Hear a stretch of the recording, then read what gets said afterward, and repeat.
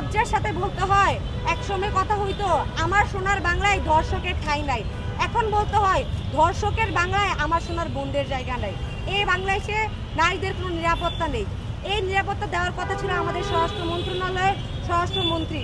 আমি মনে করি জনাব তারেক রহমানের একজন মেয়ে আছে, তিনি সবচেয়ে বেশি বুঝতে পারবেন রামিসার বাবার দুঃখটা, প্রত্যেকটা ধর্ষিতা বাবার দুঃখটা। সেই দিক থেকে তিনি এই বিচারগুলা সুষ্ঠুভাবে তদন্ত করবে এবং বিচার কার্য সমাপ্ত করবেন।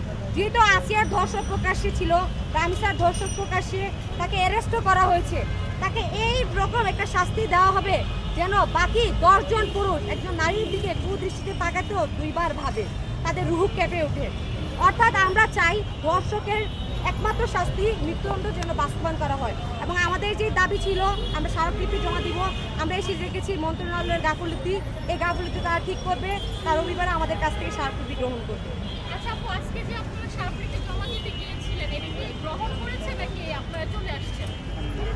আচ্ছা, স্মারকলিপিটা কি আপনাদের গ্রহণ করা হয়েছে? আজকে আমরা স্মারকলিপি দেওয়ার জন্য মঞ্চ 24 থেকে গিয়েছিলাম, কিন্তু আমাদের স্মারকলিপিটা মানে গ্রহণ করার মতো